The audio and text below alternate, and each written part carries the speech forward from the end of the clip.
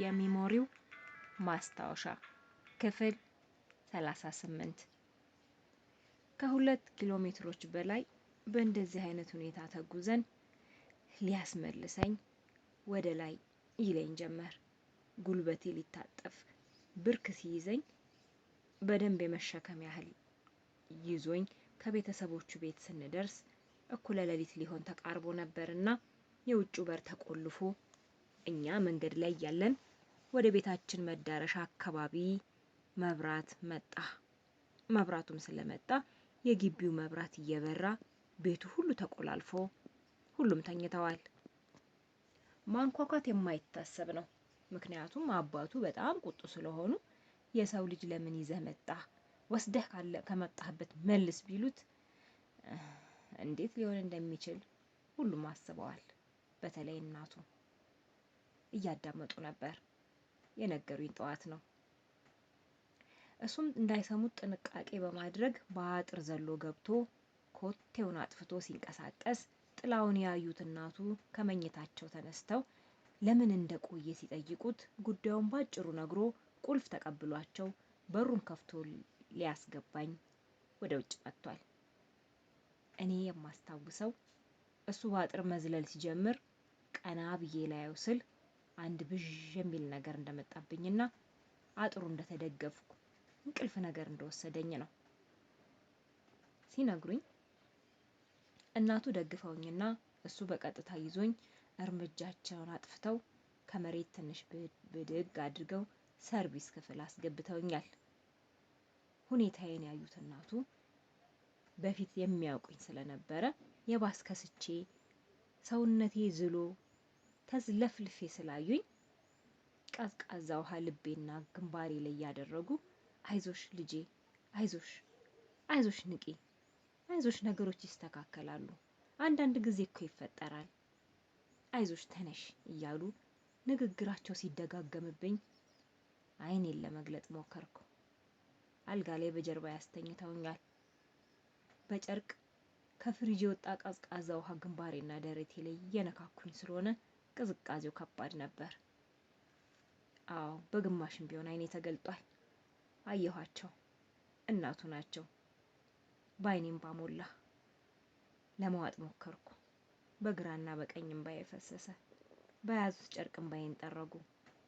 አይዞሽ ልጄ፣ አይዞሽ፣ ቢሆንም ቤት ውስጥ ነው ያለሽው፣ ከሰው ጋር ነው ያለሽው፣ አታልቅሽ እባክሽ፣ ነገሮች ጥሩ መልክ ይይዛሉ፣ አይዞሽ፣ እሺ፣ አይዞሽ።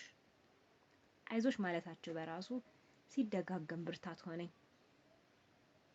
ለማንኛውም ይሄንን ብለው የሚበላ እንጀራ ሲሰጡኝ ለረጅም ዓመታት እንጀራ ያልቀመስኩኝና አሁን ሀገሬ ደርሼ ያገኘሁት ያህል ሳልበላው አይኔን በትንሹ ከፍቼ ገመትኩት። ከረሃቤ አንጻር አንድ እንጀራ የሚያጠግበኝ አልመሰለኝም። ሰሰትኩት። እጃቸውን ታጥበው ሲያጎርሱኝ ማኘክ ለካ አልችልም። ለማኘክ አፌን ስከፍት የጭንቅላቶቼ ስሮች ሁሉ የተበጣጠሱ ያህል አይኔን እስኪያጭበረብረኝ አመመኝ። እየራበኝ በቃኝ ስላቸው አይሆንም፣ ይህንንማ ካልበላሽ አልሄድም ብለው በዛ ብርድ በፒጃማ ቆመው ጠየቁኝ። አይኔን ጨፍኜ በራሴ እጅ በዳበሳ ግጥም አድርጌ በላው። ሳኝከው ጭንቅላቴ ውስጥ ውጋቱ የተለየ ነው። ጆሮ ግንዴ አካባቢም እንደዛው። ሁሉ ነገሬ ከአንገት በላይ የጀርባ አጥንቴ፣ ወገቤ፣ የእግሮቼ መጋጠሚያዎች፣ የእጄ ጣቶች ሳይቀሩ በጣም አመውኛል። ግን መብላት አለብኝ። በላው። የቀረብልኝን ጠጣሁና የሆነ ቦታ ሄዶ ሲሞላ አንደኛው አንገብጋቢ ችግሬ ሞተ ብዬ ጫሜን አወላልቆልኝና ልብስ ቀይሮልኝ ተኝ በተባልኩበት ተዘረርኩ። የሚገርመው ጠዋት ስነቃ ጓደኛዬ የለም፣ ስራ ሄዷል። እናቱ እሱንና ባለቤታቸውን ሸኝተው ሊያዩኝ በጉጉት የቆሙትን 2 መንትያ እህቶቹን አስከትለው በሩን ከፍተው ሲገቡ አይኖቼን ስገልጥ እንደ ድሮ የተኛሁት በቤተሰቤ ቤት ሳይሆን በሌላ ሰው ቤት ውስጥ ስለነበረ ለጊዜው ልቤ ስንጥቅ ከማለቱ ህሊናዬ ሁሉንም አስታውሶ አስታገሰኝ። በልቤ ውስጥ ያለውን ሀዘንና ንዴት ልጻፈው ብል ቀንና ሌሊት የሚበቃኝ አይመስለኝም። ብቻ የሆነ ነገር ውስጤን እንዳመሰው ነግቷልና ፍርሃት ፍርሃት እያለኝ ሆዴ ይንቀጠቀጣል። ከመኝታዬ ሳልነሳ እዛው ፊቴን እንድታጠብና የሚበላ ነገር ካፌ እንዳደርግ እናቱ ረጋ ብለው ነገሩኝ። እንደ ድንጋይ የከበደው ራሴን እንደምንም አቃንቼ ፊቴን አሻሽቼ ለመታጠብ ወደ ውሃው ጠጋ አልኩኝ። እህቶቹ በፊትም ያውቁኝ ነበርና ተራ በተራ ጠጋ ብለው እንዳይረብሹኝ ድምጻቸውን ዝቅ አድርገው ተሻለሽ ተሻለሽ አሉኝ። አዎ ልል አፌን ስከፍት እንባዬ ዝርግፍ አለና አሳፈረኝ። አሁን እስቲ ማይሙት እንዲህ አይዞሽ የሚል ባለበት ይለቀሳል። በራሴ አፍሬ ፊቴን ቶሎ ቶሎ መታጠቤን የቀረበልኝን መመገብ ተያያዝኩኝ። ከሰው ጋር መኖር ከማወቅ አልፌ ለሰው መንገር የምችልባቸው ቀናቶች ላይ ደርሻለሁ። አቤት ሰው አስቸጋሪ ፍጥረት ነውና። ጓደኛዬ ከልጅነቴ የወደደልኝና እንደዛ ያፈቀረኝ ልጃገረድ መሆኔን ስላወቀ ፊቴ ላይ ባሉት ጥቋቁር የማርያም ስቦች አማካኝነት ነጠብጣቦቹን ደስ ስለሚለው ጥርት ያሉ ቆዳዬንና ልጅነቴን አመካኝቶ ነፍስ አለማወቄን በጥቅሉ ለጋነቴን አባብሎት ነበርና በጥቂት ቀናት ውስጥ ከልጅነት ወደ ሴትነት አሸጋገረኝ። ነገር ግን በወቅቱ ድንግል የሚባለው ነገር ይኑር አይኑር እኔም ሆንኩኝ እሱ እርግጠኛ አልነበርንም። ምክንያቱም በየሰርጉ ሲዘፈን የምሰማው እስኪያምጣው የደሙን ሸማ ሲባል ስለነበረ የተጠባበቅኩት አንዳች ቦታ ሳይቀር ደሜ ኮለል ብሎ የሚፈስ በእኔ አጠራር የምታረድበት ቀን መስሎኝ ነበር። ህመሙ ለ3 ቀናት ባይተወኝም ለምን ደም አልፈሰሰኝም ብዬ ራሴን ጠየቅኩ። ጥያቄ ግን ወዲያው ከዚህ በፊት ያነበብኳቸው የስነ ልብ ተዋልዶ ጤና አጠባበቅ መጽሐፍቶችን አስታወሰኝ።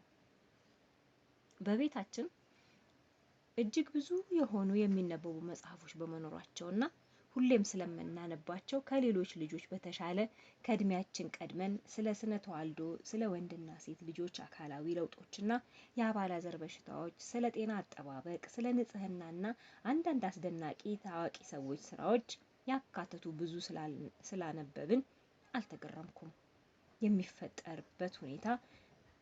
ችግር የሚፈጠርበት ሁኔታ እንዳለም ያነበብኩትን በማስታወስ ዝም አልኩ። ለመጀመሪያ ጊዜ ቤተሰቦቼን ያመሰገንኩት ቀድሜ ስለ ህይወት ማወቅ በመቻሌና የኦርቶዶክስ እምነትን ስላወረሱኝ ብቻ ነው። በሌላ ላመሰግናቸው የምችልበት አንድም ነገር የለም። ሆነም ቀረ ከእንግዲህ የህልሜ አንደኛው መስመር ተበጥሷል። እንደ እቅዴ መዋል ያልቻልኩትም ደግሞ በወላጅ እናቴ ጥላቻ ስለሆነ ሀዘኔ ተደራራቢ ነው። በወግ ማዕረግ መዳር የሚባለው እንግዲህ የለም።